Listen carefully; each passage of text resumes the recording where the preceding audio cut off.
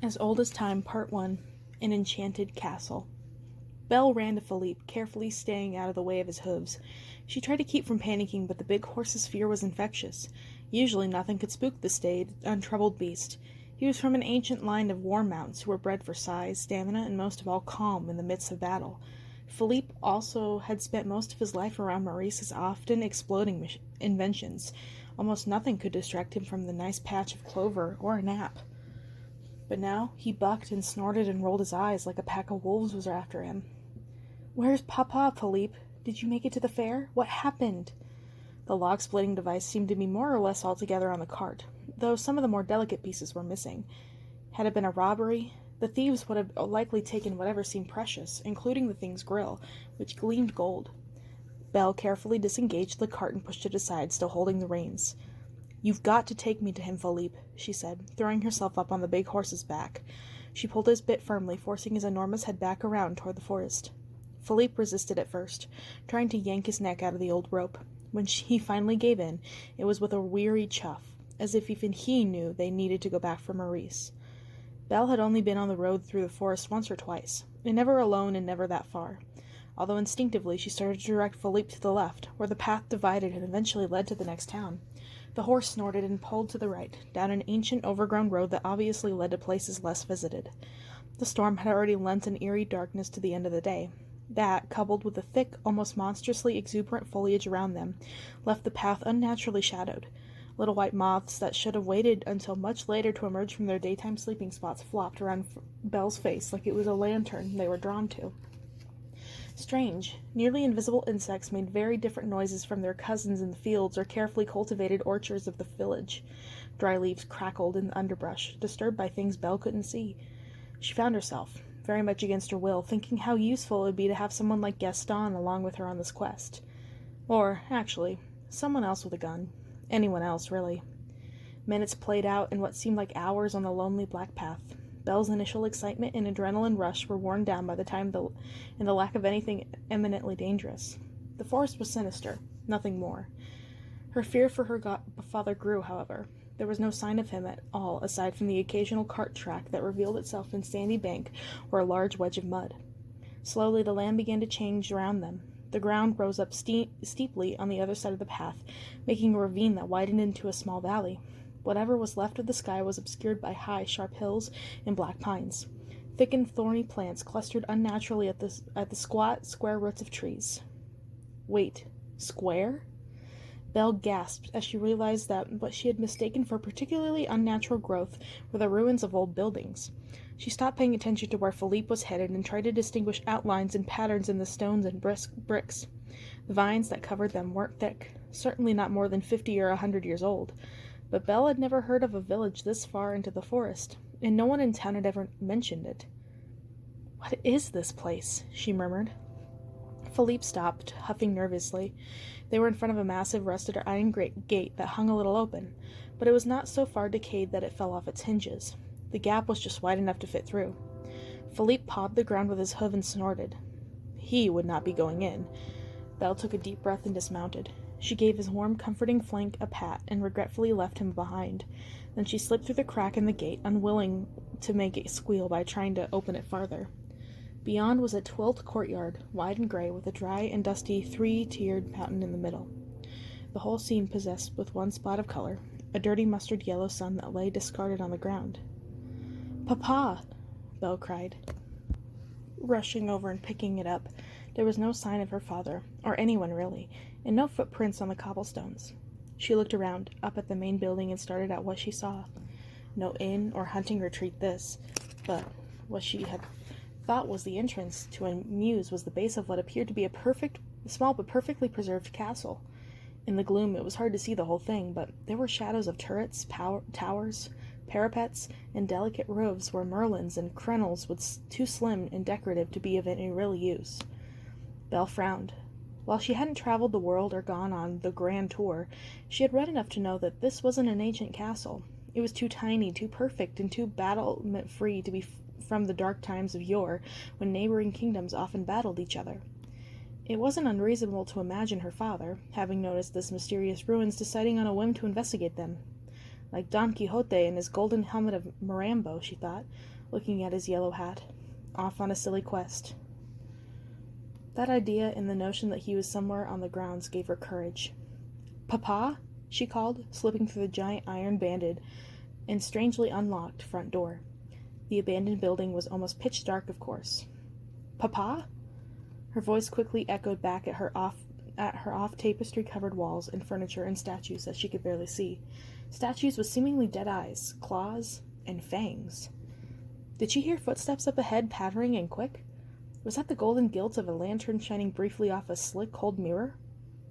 "Hello, Papa?" Unsure it was the right thing to do, she hurried after it. The carpet under her feet was cold but soft and mostly unworn. The columned loggias behind the foyer were unlike anything Belle had ever seen in person. She had only sighed over pictures of them in books about warm foreign countries. Suits of armor, alabaster urns, and enormous ancient paintings decorated every possible inch. Not paying attention at all to her feet or where she was going, Belle almost tripped over the giant formal staircase that led up to the mezzanine. There it was again, the slightest tap against the door. Normally she wouldn't have said her father was delicate or light-footed, but noises echoed strangely in the castle. And there was no one else there, right? Thieves, she told herself quite reasonably, and highwaymen.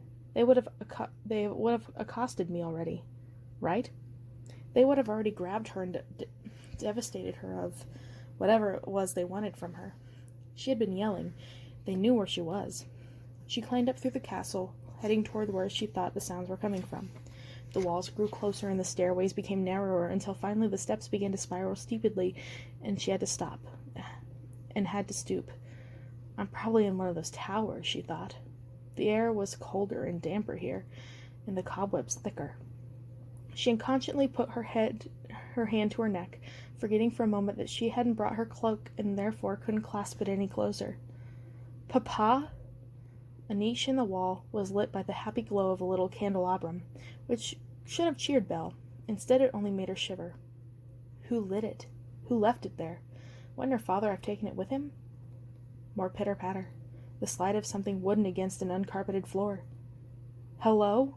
she called out, trying to make her voice at least seem brave. "Is anyone there? I'm looking for my father, please." "Belle?" Her heart leapt as her father's voice echoed weakly through the stone walls. "Papa!" She ran down a bleak corridor where dire excrements hinted at the cruel purpose of this place. Iron manacles and rotting, long, unused stalks. Ringing the room was a number of identical doors that were heavily banded and locked. A single torch flickered on the sconce next to the first one, and Belle hurried toward it. "Papa!" she cried. "Belle!" He stuck as much of his face as he could to fit through the narrow bars of the door. Then he pulled away as a paroxysm of coughing overcame him. "Oh, Papa!" Belle reached through the bars and he clasped her hands eagerly. She gasped in shock. "Papa, your hands are so cold. We have to get you out of here." Maurice, despite his pallor, gave her an ironic look. "Belle, my dear, I think my health is the least of our issues right now. Listen, please, go get help." "Absolutely not, I won't leave you." "Belle, you have to get out of here. I mean it. Run." And then, it was as if the shadows themselves suddenly congealed and took form beside her. Something black and clawed grabbed Belle's shoulder and spun her around. "What are you doing here?" the shadow roared. But a part of her noticed. It didn't threaten her. Not outright, anyway. "Who's there?" she demanded, squinting into the gloom. "Who are you?" "I am the master of this castle, and once again, I demand to know what you are doing here." "I came for my father," Belle said, a little spark of anger igniting within her. "Let him out. He's sick, and he's done nothing wrong." "He shouldn't have trespassed." The voice sounded petulant, not diabolical. It gave Belle hope. How human it seemed.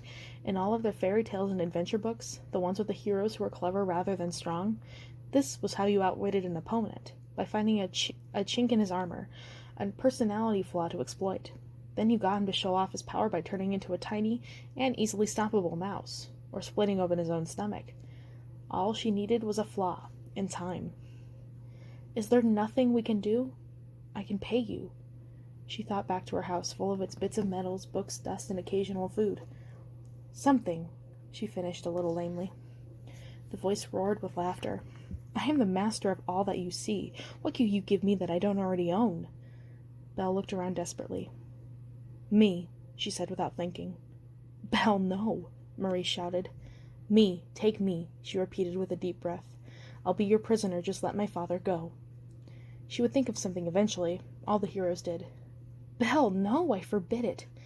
I agree to this, the voice finally said. But you must promise to stay here forever. Wind roared in Belle's ears as this strange tipping point of her life suddenly rose before her, consumed her, and passed by. Just a few hours before, she had avoided an ambush wedding and dreamed about what life would be like far from the village when her father won money at the fair. And now she was trading all those possible futures for a life behind bars in a haunted castle. She needed to see what she was up against.